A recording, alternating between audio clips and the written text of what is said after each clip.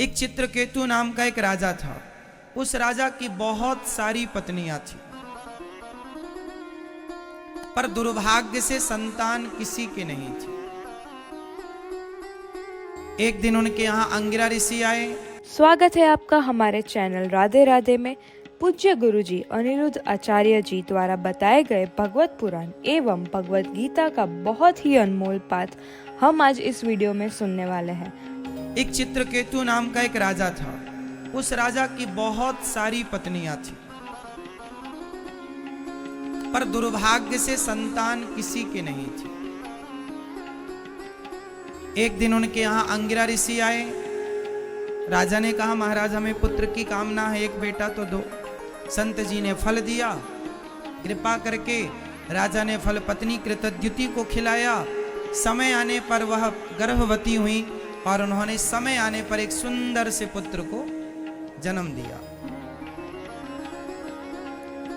बेटा बड़ा हुआ 5 साल का।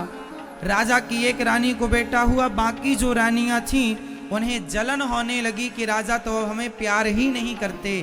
तब उन रानियों ने जलन के कारण इस बच्चे को जहर दे करके मार डाला।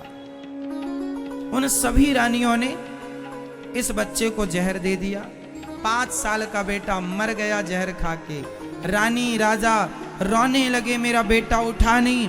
देखा तो मरा पड़ा। कोशिश बहुत की, वैद्य बुलाए, सब उपचार कराया, कोई असर नहीं। राजा रोने लगे। तब नारद जी आए। श्री नारद जी ने कहा, महाराज आप रो रहे हैं इतने बड़े राजा होकर, क्या बताएं महाराज, ये पुत्र चला गया, क्या करें हम कि ये वापस आ जाए। नारद जी ने कहा, गया हुआ आज तक कोई वापस आया? महाराज आप तो संत हो, कृपा करो, हमारा बेटा हमें लौटा दो। नारद जी ने कहा, ऐसा नहीं होगा, जाने दो इसे। ना ना महाराज आप दयालु संत हैं, कृपा करो। नारद जी ने कहा, अच्छा ठीक है, मैं इसे जीवित करता हूं। नारद जी ने मंत्र पढ़ के जो उसके ऊपर जल डाला, अभिमंत्रित करके बच्चा खड़ा हो गया। राजा बोले, आ बेटा तुझे गले लगाऊं। उस बेटे ने कहा, खबरदार, आप कौन हैं हमारे? अरे तू हमें जानता नहीं, हम तेरे पिता। पिता?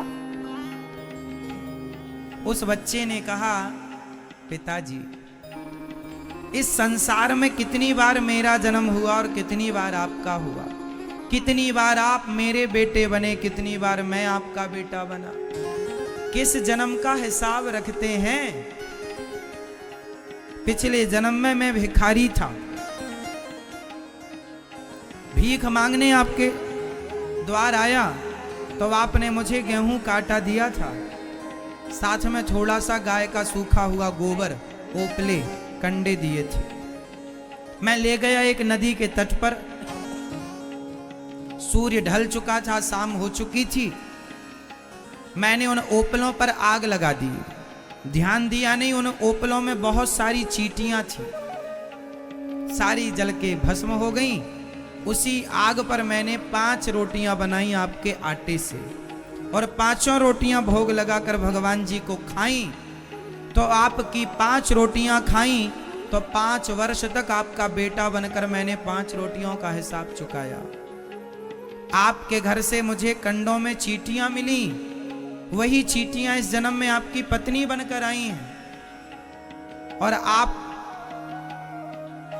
उन्होंने जहर देकर मुझे इस जन्म में इसलिए मारा क्योंकि पिछले जन्म में मैंने उन्हें आग में जलाकर मारा था। मैंने उन्हें मारा, उन्होंने मुझे मार दिया। वो तो भोग लगाया भगवान जी का, तो एक जन्म में ही सबका हिसाब एक साथ चुक गया, वरना मुझे ये हिसाब चुकाने के लिए ना जाने कितने जन्म लेने पड़ते महाराज। अब मेरा हिसाब चुक गया, जिस कार्य के लिए आया था पूरा हो गया, अब जाने दो। ये छोटी सी कथा आपकी कथा है, हमारी कथा। इस धरती में ना कोई किसी का बेटा है, ना कोई किसी की बेटी है, ना कोई किसी का बाप है, ना कोई किसी की मां है। ये सब व्यवहार है। हमारा हिसाब किताब पुराना, और हम यहाँ आए हैं, जाएंगे। ये जो हमारी पत्नी है, ये हमारा कोई ना कोई ऋण चुकाने के लिए हमारे साथ है। आपका पति आपका ऋण चुका रहा है आपके साथ। किसी जन्म का किसी से जो ऋण था आपका, वह पत्नी बनकर, पति बनकर, पिता बनकर, पुत्र बनकर, हर व्यक्ति अपना अपना ऋण चुका रहा है। हर व्यक्ति अपना अपना वह कार्य, एक बाप अपने बेटे को उतना ही सुख दे सकता है जितना बेटे ने कभी उस बाप को कभी किसी जन्म में दिया होगा। जो हिसाब हमारा आपसे बाकी, अब देखो, मैंने एक दिन कथा में क्या बोला था कि भाई किसी का पैसा मत खाना। आप 10 रुपए खा के मर गए किसी का, तो वो 10 रुपए चुकाने के लिए आना पड़ेगा। या कुत्ता बनकर आओ, या नौकर बनकर आओ, या उसकी पत्नी बनकर आओ। अब कितनी पत्नियां हैं, कितनी पत्नी ऐसी होती हैं, कुछ पत्नियां जो अपने पति को मारती रहती हैं, गालियां देती हैं, अपमान करती हैं। ये कौन है? तुम्हारी पत्नी ही तुम्हें गालियां क्यों देती है? तुम्हारी पत्नी ही तुम्हारा अपमान क्यों करती है? कभी सोचा है? क्योंकि तुमने कभी उसको अपमानित किसी जन्म में किया होगा, तो वह इस जन्म में अपने अपमान का सारा बदला इस जन्म में ले रही है।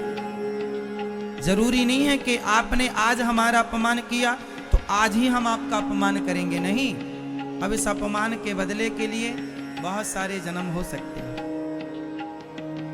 इसलिए अपमान सम्मान सबसे बचना चाहिए।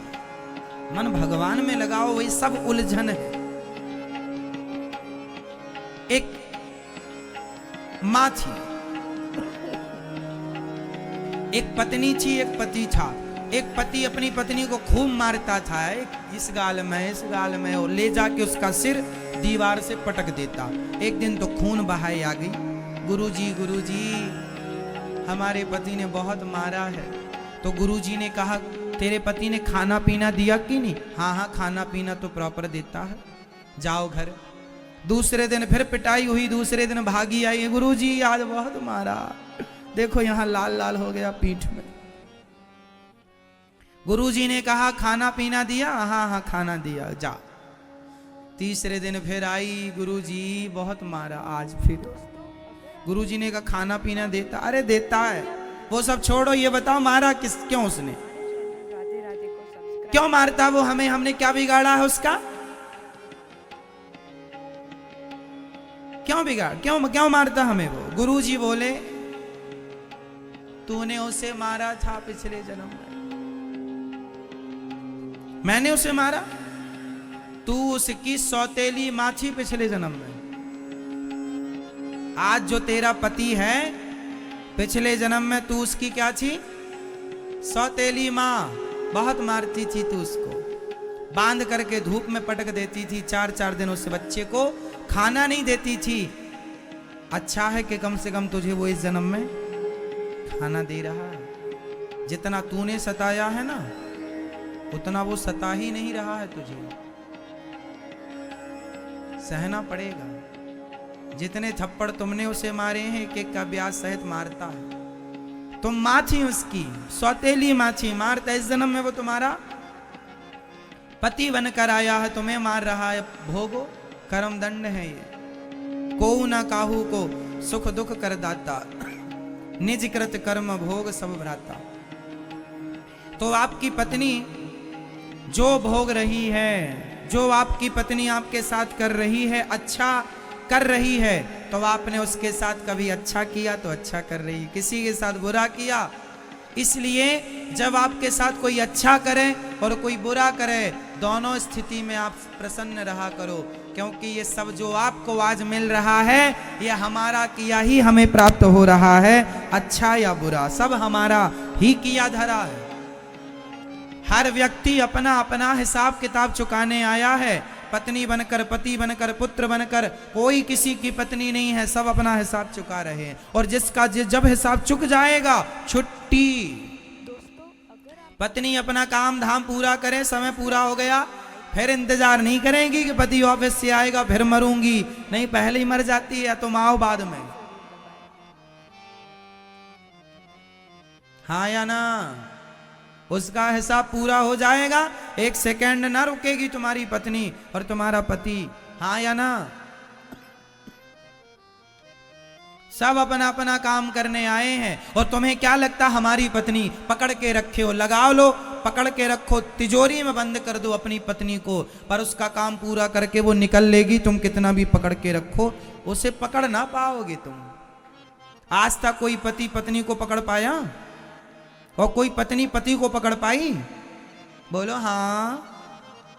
फिर दोस्तों, अगर आपको वीडियो पसंद आ रही हो तो कृपया वीडियो को लाइक अवश्य करें और हमारे चैनल राधे राधे को सब्सक्राइब ज़रूर करें और बेल भी ज़रूर दबाएं।